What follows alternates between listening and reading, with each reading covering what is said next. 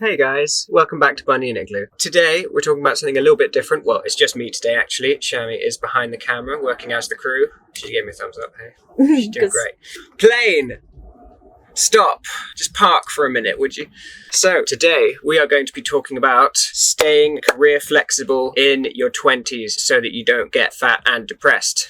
And if it looks like I'm not wearing a shirt, it's because I'm not. It's laundry day. Deal with it. I'm fucking just wearing the comfiest thing ever. Stop trying to film my balls. Okay? I mean, do you want me to stop filming your balls? Yes, actually. She keeps trying to turn this into a porno. So I thought I'd give you a little bit of backstory on where I started, where I came from, just so you have a bit more context with, where I wanted to go with my work and everything like that. So, with no further ado, today's video is sponsored by NordVPN. Oh my god, I wish. That's funny. That's funny. No, kidding. So to start off with, I came from a little rural farmy area in Devon, in England, which is right in the southwest. I grew up there. It was very nice, very picturesque, absolutely wonderful place to grow up. But once you get to the age where you start being a teen, sort of 16, 17, you start to realize it's a place, really, it's just a place for old people to get old.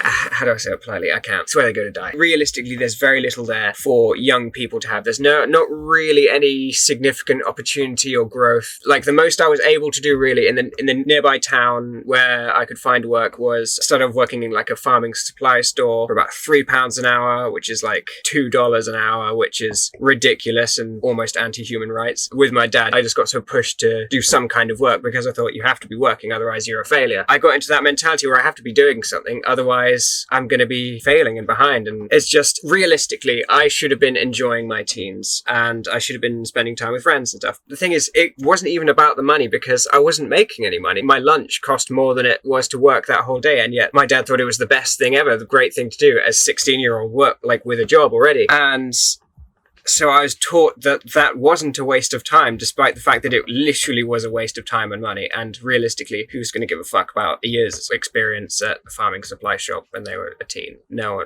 company is going to give half a fuck about that. I moved on after that to a slightly better job at a picture framing gallery in the same town. I got very good working with my hands, a lot of woodwork, and I got a few grievous injuries on my hand from various types of machinery. I don't know if you can see the scars there, but there's one along the side there, and there's one just right on top here. One of them was a pneumatic stamping machine, which sliced a tendon in my finger open and a vein on that side. Oh, it was bleeding everywhere. And the second was a circular saw shaving off the flesh off the top of my hand. So I did that for another year. Better, I'd gotten a car by then and was, paying for it.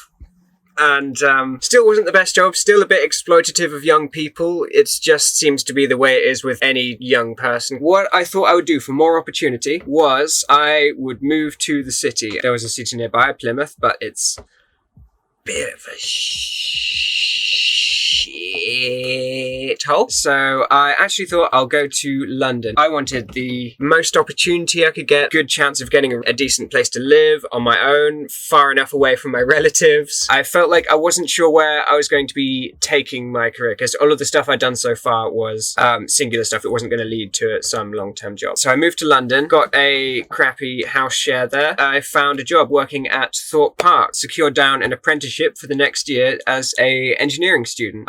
Which sounded absolutely amazing. It was working with a company called Atkins, doing infrastructural work, designing roads and various work like that. And then I joined, and it seemed like such an awesome thing when I started. We got shown around all of the amazing Atkins facilities and everything that was built there by all the engineers, and it sounded absolutely stunning. It was meant to be a 3-year course with opportunities for your pay to increase, and everything sounded very exciting and career advancing. It's everything that a young person wants to hear in their job. It was great for the first few weeks. I started to realize, I'll explain things first. It was a combination of office work, sort of group emails, a lot of data work, some 3D design, and I kept thinking like, oh, this is going to be good at some point. This is going to be good. And I just kept waiting for something to be interesting or something to make me happy or to get some kind of satisfaction out of what I was doing, because it seemed like the best thing for my career. So why wasn't I feeling good about it? Honestly, it took my girlfriend at the time, currently my wife, to help me look at it in a more pragmatic way and sort of realize why I wasn't feeling good about things and why realistically I was starting to feel quite a terrible dread as I started to go. By the way, it'd just be 4 days of work in the office, just on the computer all day, and then 1 day at college. And it was the crappiest, most terrible college you'll ever see. We had 3 teachers, 2 of which quit within the first month just because it was just such an unreliable college and all the temporary staff were just flaking out constantly and everything was collapsing in on itself. So things weren't feeling good on that side either. Yeah, I started to feel this just feeling of dread. Every time I started to come into work, I started to get anxious, like, oh God, is there going to be some angry email from my manager about how I did a design wrong or something like that? And it got to the point where I would be sweating on the drive there and shaking a little bit. And by the time I was getting to work, I was having so much anxiety that I was vomiting in the toilet before work, before going to my desk, because I thought, oh, this is my path now. I'm going to be an engineer and I'm going to be a chartered engineer and make so much money and design buildings and stuff. I started to realize that none of that was ever going to happen realistically. Or even if it was, I would have to give up so much of what I want in my life, all of my creativity, all of my time, that I would never end up being happy and I'd end up as a wealthy but miserable, obese, depressed 50-year-old. And I could just see that. And I was looking in the mirror and I could see my future self. Honestly, it was clear. Getting ready to go to work in the morning, I knew what to expect and I knew where that path was leading. Given what I've always been taught and the mentality that I have, the way working hard is good, otherwise you're a failure, I've realized that's not any kind of formula for happiness. And at the end of the day, that's what is important. You have to think about it that way. And I thought that's what hard work meant. I thought doing that would eventually lead to some kind of happiness. I thought, oh, when I'm older, I'll get a nicer car and a nicer house. The more I looked at myself and I asked, like, do I even want some kind of house in this area in London that I've spent 15 years saving up for and barely has a garden, and I don't give a fuck about cars and I didn't really give a fuck about money. I just want to do what I want. That career would stop me ever doing that realistically, or ever having the time to do that. And I was becoming a tired person. I was gaining weight. I was getting spotty. My eyesight was getting bad. It was taking such a physical toll on me, as well as all the stress. I was vomiting in the toilets in the mornings just from anxiety. With the help of my girlfriend, Shamim, I had to get out and she helped me get the bravery to hand in the notice to quit. I realized if I hadn't done that, I would still be there. I would be so unhappy. I don't know if I would even be still here right now. Just because you feel like it's what you should do, you have to do to progress your career, at some point you have to realize that that isn't as important as your own well-being. And I'm glad I realized it this early on, because if I hadn't, then I would have given up on myself and given up on happiness by now. And I'm so grateful to have someone to help me through that. But realistically, I should have had the courage to do that on my own.